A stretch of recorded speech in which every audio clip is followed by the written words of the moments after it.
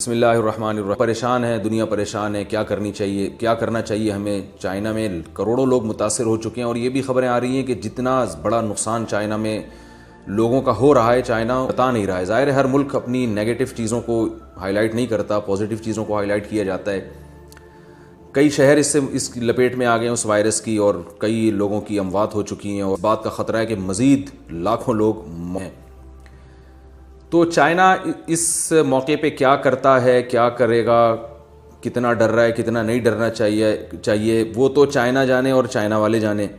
لیکن چونکہ چائنا پاکستان کا پڑوسی ملک ہے اور ہم مسلمان ہیں، تو اسلام نے ہمیں اس بارے میں کیا ہدایات دی ہیں کہ جب کسی علاقے میں کوئی بیماری پھیل جائے، وبا پھیل جائے جو لگتی ہو ایک دوسرے سے، یعنی متعدی ہو وہ، تو مسلمان کو ایسے موقع پہ کیا کرنا چاہیے؟ کیا گھبرانا چاہیے، ڈرنا چاہیے؟ بعض لوگ کو بیماری سے نہیں مرتے، ٹینشن سے آدھے ہو جاتے ہیں وہ۔ تو ہمیں اس معاملے پہ کیا کرنا چاہیے، ہماری شریعت نے ہمیں کیا حکام دیے ہیں؟ تو یاد رکھیے اسلام کے اس بارے میں بہت واضح ہدایات موجود ہیں۔ رسول اللہ صلی اللہ علیہ وسلم کے دور میں طاعون کی بیماری پھیلا کرتی تھی جو اسی طرح متعدی تھی، تو آپ صلی اللہ علیہ وسلم نے اس بارے میں ہمیں ہدایات دی ہیں، اور علماء کہتے ہیں اس سے صرف طاعون مراد نہیں ہے، کوئی بھی ایسی بیماری جو ایک دوسرے سے بہت تیزی سے پھیلتی ہو، لگتی ہو، تو اس بارے میں شریعت کے وہی حکام ہیں جو طاعون کے بارے میں۔ سب سے پہلی حدیث حضرت عائشہ رضی اللہ تعالی عنہ کی۔ حضرت عائشہ رضی اللہ تعالی عنہ فرماتی ہیں کہ رسول اللہ صلی اللہ علیہ وسلم نے فرمایا، عذاب یبعثہ اللہ علی من یشاء وان اللہ جعلہ رحمۃ للمؤمنین لیس من احد یقع الطاعون فیمکث فی بلدہ صابرا محتسبا یعلم انہ لا یصیب الا ما کتب اللہ لہ الا کان لہ مثل اجر الشہید۔ صحیح بخاری کی حدیث ہے، رقم 5402۔ تو اس حدیث میں رسول اللہ صلی اللہ علیہ وسلم نے فرمایا کہ اصل میں یہ ایک عذاب ہے جو اللہ تعالیٰ جس قوم پہ چالت کر دیتے ہیں، اور یہ جو وبائیں اور عذابیں ہیں ان کی ایک سائنٹیفک وجہ ہوتی ہے، جو وجہ آپ کو سائنسدان بتائیں گے، ڈاکٹر بتائیں گے، جیسے کہ مختلف ریسرچ سامنے آ رہی ہیں۔ کوئی کہہ رہا ہے وہ چائنیز چمگادڑ کھاتے ہیں اس لیے ہوا، کوئی کھاتے ہیں۔ ہمیں اس سے غرض نہیں ہے کہ چمگادڑ کھانے سے ہوا ہو یا کتے بلی کھانے سے یا چوہے کھانے سے ہوا ہو۔ تو یہ جو ہے کہ وہ ایک سائنٹیفک وجہ ہے کہ وہ، جیسے میں نے عرض کیا کہ چمگانے سے ہے یا کچھ اور کھانے سے، یہ تو ایک میڈیکلی ایک وجہ ہو سکتی ہے۔ لیکن رسول اللہ صلی اللہ علیہ وسلم کی ایک حدیث ہمارے پاس موجود ہے جس سے پتہ چلتا ہے کہ کسی بھی آزمائش کی یا کسی بھی بیماری کی میڈیکلی وجہ تو ہوتی ہے، لیکن وہ وجہ بھی اللہ کے حکم سے ہوتی ہے۔ بھئی اللہ جب چاہیں کسی بیماری کا کوئی بھی سبب بنا کے وہ بیمار دیں۔ تو ایسی بیماریاں جن کا پہلے وجود نہیں ملتا، نبی صلی اللہ علیہ وسلم نے فرمایا کہ لم تظہر الفاحشۃ فی قوم قط حتی یعلنوا بها الا فشا فیہم الطاعون والاوجاع التي لم تکن مضت فی اسلافہم الذین مضوا۔ ماجہ کی روایت حدیث نمبر 4019۔ فرمائے جب کسی قوم میں بے حیائی پھیلتی ہے، اور کھلی بے حیائی، کھل کے سب کی ساری دنیا کے سامنے جو قوم بے حیائی کرنا شروع کر دے، تو آپ صلی اللہ علیہ وسلم نے فرمایا کہ پھر اس قوم میں بیماریاں پھیلتی ہیں، طاعون جیسی اور اس کے علاوہ ایسی تکلیفیں پھیلتی ہیں جو ان کے پہلے لوگوں نے کبھی دیکھی بھی نہیں ہوتی۔ تو نئی بیماریاں دنیا میں آ رہی ہیں، ایسی خطرناک بیماریاں۔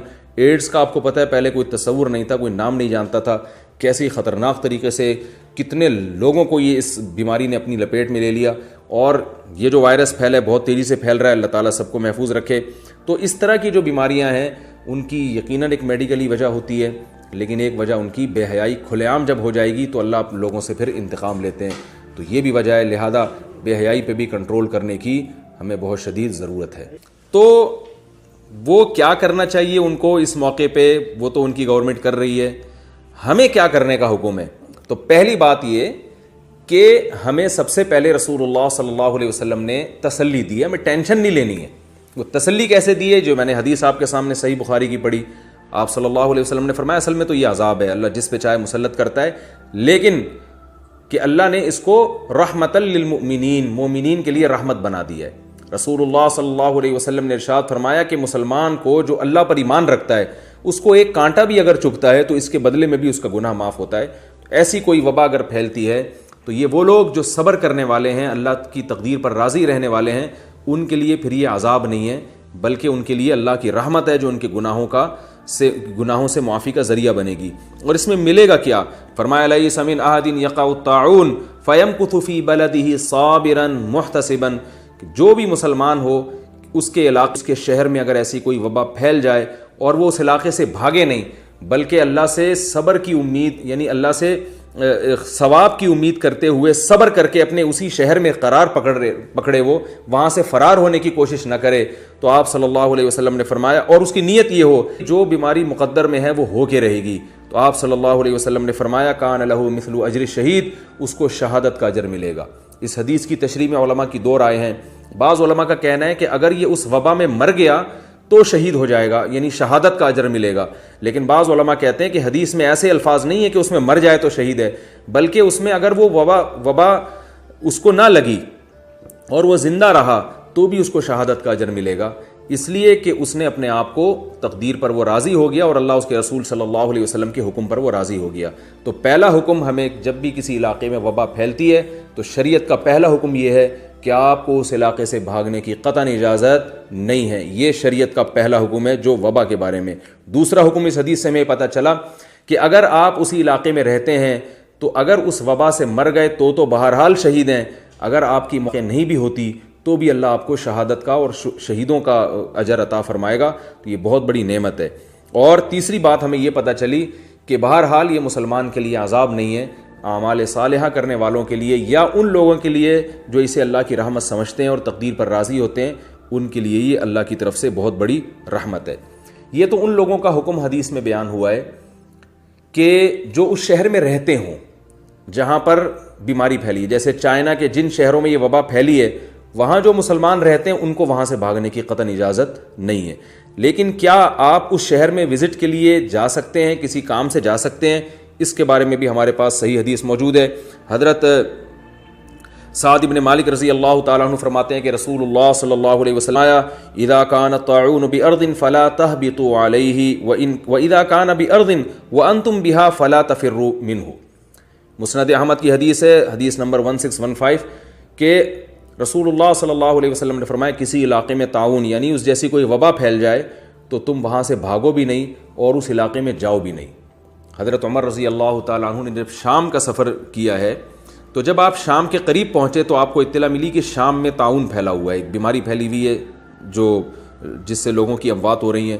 حضرت عمر رضی اللہ تعالیٰ عنہ پریشان ہو گئے، اس وقت پاس اس بارے میں کوئی حدیث موجود نہیں تھی، پریشان ہو گئے کہ کیا کرنا چاہیے۔ تو صحیح بخاری میں ہے کہ آپ نے مختلف صحابہ کو بلایا، مہاجر صحابہ کو بلایا، انصار صحابہ کو بلایا۔ مہاجر صحابہ کا اختلاف ہوا، بعض نے کہا کہ ہم ضروری کام سے آئے ہیں، جب تک وہ کام نہیں ہوگا ہم نمٹا نہیں لیتے، ہم واپس نہیں جا سکتے۔ بعض نے کہا کہ ہمیں واپس جانا چاہیے۔ پھر آپ نے انصار صحابہ کو، ان کا بھی اس میں بڑا اختلاف ہوا۔ پھر آپ نے کہا کہ جو قریش کے بڑے بڑے سردار ہیں جنہوں نے مکہ سے مدینہ ہجرت کی تھی ان کو بلایا جائے، تو تقریباً تمام لوگ آ گئے سوائے کہا جاتا ہے کہ 2 اشخاص کے، تو حضرت عمر نے ان سے مشورہ کیا تو انہوں نے فرمایا کہ دیکھیں آپ کے ساتھ بڑے بڑے صحابہ کرام ہیں، آپ ان کو آزمائش میں نہ ڈالیں، ان کی اگر موت واقع ہو گئی تو یہ اسلام کا بہت بڑا نقصان ہے، لہذا ہمیں چاہیے کہ ہم رسک نہ لیں اور ہم یہاں سے واپس چلے جائیں۔ حضرت اللہ تعالیٰ عنہ نے ارادہ کیا کہ میں یہاں سے واپس ہوں، ان کا مشورہ مانتا ہوں میں۔ اتنے میں حضرت ابو عبیدہ ابن جراح رضی اللہ تعالیٰ عنہ آئے، انہوں نے فرمایا کہ ان کی رائے یہ تھی کہ ہمیں شام جانا چاہیے، ہم جس کام سے آئے ہیں اس کام کو نمٹا کے ہمیں واپس جانا چاہیے، وبا پھیلی ہے تو کیا ہوا، تقدیر پر راضی رہتے ہیں۔ تو ابو جراح رضی اللہ عنہ نے فرمایا کہ یہ امیر المومنین افرارا من قدر اللہ، آپ اللہ کی تقدیر سے بھاگ رہے ہیں؟ بھئی اگر اللہ نے موت مقدر میں لکھی ہوئی ہے تو مر جائیں گے ہم، اور اگر زندگی لکھی ہوئی ہے تو زندہ رہ جائیں گے، یہ تو جو کام ہے وہ تو نمٹائیں نا، آپ تو اللہ کی تقدیر سے بھاگ کے جا رہے ہیں۔ حضرت عمر نے ابو عبیدہ ابن جراح سے بڑے تعجب سے فرمایا کہ تم جیسا سمجھدار آدمی ایسی بات کر رہا ہے، یعنی تم غلط بات کہہ رہے ہو، ایسے کیسے ہو سکتا ہے؟ فرمایا کہ نفر من فرار اللہ نفر من قدر اللہ، ہم اللہ کی تقدیر سے بھاگ کر اللہ کی تقدیر ہی کی طرف جا رہے ہیں۔ اگر ہمارا واپس جانا بھی تو تقدیر میں ہی لکھا ہوا ہے، تو اسباب اختیار کرنا اس کا تو شریعت نے ہمیں حکم دیا ہے، تو یہ اپنے آپ کو ہلاکت میں ڈالنا یہ کوئی تقدیر پر راضی ہونے کی علامت نہیں ہے، بلکہ ہم ہلاکت سے بچنے کے تمام اختیار کریں گے۔ ان میں ایک یہ بھی ہے کہ بلا وجہ اپنے آپ کو ایسی جگہ پہ لے کے جانا جہاں ہلاکت کا امکان ہو، تقدیر کے منافی نہیں ہے، بلکہ تقدیر میں اسباب بھی لکھے ہوئے ہوتے ہیں، تو لہذا ہم اگر ہم بھاگ رہے ہیں نا تو اللہ کی تقدیر ہی کی طرف بھاگ رہے ہیں، ہماری تقدیر میں واپس لوٹنا لکھا ہے تبھی تو ہم جا رہے ہیں۔ تو اتنے میں ایک صحابی آئے اور انہوں نے عرض کیا کہ عبد الرحمن ابن عوف رضی اللہ تعالیٰ وہ کسی کام سے گئے ہوئے تھے، تو انہوں نے فرمایا کہ میں نے رسول اللہ صلی اللہ علیہ وسلم سے ایک حدیث سنی ہے. فرمایا کہ میرے پاس اس بارے میں علم موجود ہے کہ میں نے نبی صلی اللہ علیہ وسلم سے حدیث سنی ہے، اذا سمعتم به بارض فلا تقدموا علیہ، جب تم کسی زمین میں یہ سن لو کہ ایسی وبا پھیل گئی ہے تو وہاں مت جاؤ. وَإِذَا وَقَعَ بِأَرْضٍ وَأَنْتُمْ بِهَا فَلَا تَخْرُجُوا فِرَارًا مِّنْهُ، اور اگر تمہیں پتہ چل جائے کہ تمہارے ہی علاقے میں وبا پھیل چکی ہے تو پھر وہاں سے فرار بھی اختیار مت کرو. تو اس سے ہمیں پتہ چلتا ہے کہ نہ اس علاقے میں جانا جائز ہے اور نہ وہاں سے فرار ہونا جائز ہے. ایک اشکال ہو سکتا ہے کہ جب اسباب کا اختیار کرنا تقدیر میں داخل ہے اور ہمیں حکم ہے کہ ہم موت سے بچنے کے اسباب اختیار کریں، علاقے میں پہلے سے رہ رہے ہیں تو ان کو بھاگنے کی اجازت کیوں نہیں ہے؟ یہ ایک اشکال ہو سکتا ہے. اس اشکال کے دو جواب ہیں. ایک جواب تو یہ ہے کہ اسلام میں اسباب میں اعتدال کا حکم ہے. اعتدال کا تقاضا یہ ہے، یعنی غلو کی اجازت نہیں ہے. دیکھیے، آپ کی دکان سونے کی ہے، آپ ایک گارڈ رکھ لیں یا 2 گارڈ رکھ لیں یا 3 گارڈ رکھ لیں تو سمجھ میں آتا ہے، لیکن آپ نے اتنے سارے گارڈ وہاں لا کے رکھ لیے کہ اتنے کی دکان نہیں ہے جتنی قیمت آپ کو گارڈ کو حفاظت کے لیے دینی پڑ رہی ہے. تو یہ غلو ہے اسباب میں. تو رسول اللہ صلی اللہ علیہ وسلم نے اجملوا فی الطلب، ہر چیز کو طلب کرنے میں ایسے کام لو. تو اپنے آپ کو آزمائش میں ڈالنا اس کی اجازت نہیں ہے. خام خواہ میں آپ ایسے علاقے میں جائیں جہاں بیماری پھیلی ہوئی ہے، یہ غلو ہے. لیکن اس علاقے سے بھاگنے کی بھی اجازت آپ کو نہیں ہے، اس لیے کہ جب اس علاقے میں پھیل گئی ہے تو جیسے دوسرے لوگ ہیں، آپ اگر چھوڑ کے بھاگ جائیں گے، ان بیچاروں کی تیمارداری کون کرے؟ ہر آدمی بھاگ نہیں سکتا. مالدار لوگ بھاگ جائیں گے، غریب رہ جائیں گے، یا جو مریضوں کی تیمارداری کرنے والے لوگ ہیں وہ بھی بھاگ جائیں گے، مریض اکیلے رہ جائیں گے. تو ایسے غم کے موقع پہ اپنے قوم کا ساتھ چھوڑ دینا یہ غیر اخلاقی اور غیر شائستہ حرکت ہے. تو ایک وجہ تو یہ ہو سکتی ہے کہ جس وجہ سے شریعت نے منع کیا، اور دوسری وجہ جو آج جس کو میڈیکل سائنس نے ثابت کیا ہے، وہ 1400 سال پہلے رسول صلی اللہ علیہ وسلم نے ہمیں حکم دیا کہ ایسے علاقے سے مت جاؤ. تو آج میڈیکلی بھی یہ ثابت ہو چکا ہے کہ بعض دفعہ جب کسی علاقے میں وبا پھیلتی ہے تو ایک آدمی اپنے آپ کو سمجھتا ہے کہ مجھ میں وہ جراثیم نہیں ہے، حالانکہ اس میں ہوتے ہیں. جب وہ اس علاقے سے بھاگ کے دوسرے علاقے میں جائے گا تو وہاں بھی یہ وبا پھیلا دے گا. تو عین ممکن ہے رسول اللہ صلی اللہ علیہ وسلم نے اس وجہ سے منع کیا ہو. تو ہمیں وجہ نہیں بیان کی گئی، لیکن آپ صلی اللہ علیہ وسلم کا حکم کی جو بھی وجہ ہو، ہمیں وہ ہماری سراخوں پر ہمیں اس کو فالو کرنے کا حکم ہے، تو ہم اس کو فالو کریں گے. تو اب یہ دیا گیا صاف لفظوں میں کہ نہ اس علاقے میں آپ کو جانے کی اجازت ہے اور نہ وہاں سے آپ کو بھاگنے کی اجازت ہے. تو اسی پر قیاس کر کے یہ بھی کہا جا سکتا ہے کہ جن بچوں کو ایسی بیماریاں پھیلتی ہیں گھروں کے اندر، چکن پاکس ہے، خسرہ نکلا ہوا ہے، تو آپ ان گھروں میں جانے سے احتیاط کریں، اپنے بچوں کو نہ بھیجیں. لیکن جو مالک جو گھر میں رہنے والے لوگ ہیں ان کے لیے بھی مناسب نہیں ہے کہ اپنے بچوں کو خسرہ اور چکن پاکس نکلا ہے تو آپ ان کو اسی حال میں چھوڑ کے گھر سے بھاگ جائیں، یہ بھی ٹھیک نہیں ہے. تو جو وہاں کے رہنے والے ہیں وہ رہتے رہیں، لیکن باہر والے لوگ وہاں جانے سے احتیاط برتیں. اور رسول اللہ صلی اللہ علیہ وسلم نے تعاون کے بارے میں خاص طور پر فرمایا لا تفنی امتی الا بالطعن والطاعون. حضرت عائشہ رضی اللہ تعالیٰ عنہ فرماتی ہیں کہ نبی صلی اللہ علیہ وسلم نے فرمایا میری امت کا بہت بڑا حصہ نیزے سے اور طاعون یعنی اس طرح کی وبا سے ہلاک ہو. نیزے کا مطلب تو واضح ہے، یعنی جہاد میں امت بہت کثرت سے شہید ہوگی کیونکہ امت قربانیاں بہت دے گی. اور دوسری وجہ آپ نے فرمائی وباؤں سے. تو آپ صلی اللہ علیہ وسلم نے پھر فرمایا کہ المقیمی بہا کالشہید، جب کوئی ایسی وبا تو اس میں جو اسی علاقے میں قائم رہے گا صبر کر کے اللہ کی تقدیر پر راضی ہو کے تو وہ شہید کی طرح ہے. والفار منہا کالفار من الزحف، اور جو اس علاقے سے بھاگ جائے گا تو آپ نے فرمایا وہ ایسے ہے جیسے میدان جنگ میں اپنے ساتھیوں کو چھوڑ کر بھاگنے والا. اور آپ کو پتہ ہے میدان جنگ میں جب لڑائی ہو رہی ہو تو آپ اپنے ساتھیوں کو یار و مددگار چھوڑ کر اگر بھاگ جاتے ہیں تو قرآن نے اس پہ کتنی شدید وعید بیان کی ہے. وَمَن يُوَلِّهِمْ يَوْمَئِذٍ دُبُرَهُ إِلَّا مُتَحَرِّفًا لِقِتَالٍ أَوْ مُتَحَيِّزًا إِلَىٰ فِئَةٍ فَقَدْ بَاءَ بِغَضَبٍ مِّنَ اللَّهِ، کہ جو میدان جنگ میں اپنے ساتھیوں کو چھوڑ کے بھاگ جائے گا اللہ فرماتے ہیں وہ اللہ کے غضب کو لے کے لوٹے گا. تو میدان جنگ سے بھاگنا گناہ کبیرہ ہے. آپ صلی اللہ علیہ وسلم نے فرمایا جو کسی علاقے میں جہاں وبا پھیلی ہو وہاں سے بھاگ جائے گا تو اللہ کے دفتر میں ایسے ہی کاؤنٹ ہوگا جیسے میدان سے میں اپنے ساتھیوں کو اکیلا چھوڑ کے بھاگ رہا ہے. اور آپ صلی اللہ علیہ وسلم نے فرمایا، جابر بن عبداللہ رضی اللہ عنہ کی حدیث ہے، فرمایا الفار من الطاعون کالفار من الزحف والصابر فیہ کالصابر فی الزحف. مسند احمد کی روایت ہے، نبی نے فرمایا کہ جو تعاون سے میری یعنی حدیث میں جو مراد ہے نا، علماء کا اجماع ہے کہ صرف تعاون نہیں، کوئی بھی وبا جو وبائی صورت میں کوئی بیماری پھیل جائے تو آپ نے فرمایا کہ جس علاقے میں طاعون یعنی کوئی وبا پھیل جائے وہاں سے بھاگنے والا ایسے ہے جیسے میدان جنگ سے بھاگنے والا، اور اس میں ٹھہرنے والا ایسے ہے جیسے میدان جنگ میں ٹھہر جانے والا۔ تو میدان جنگ میں ٹھہرنے والا یا تو شہید بنتا ہے یا غازی بنتا ہے، اور میدان جنگ سے بھاگنے والا اللہ کے غضب کو لے کے لوٹتا ہے۔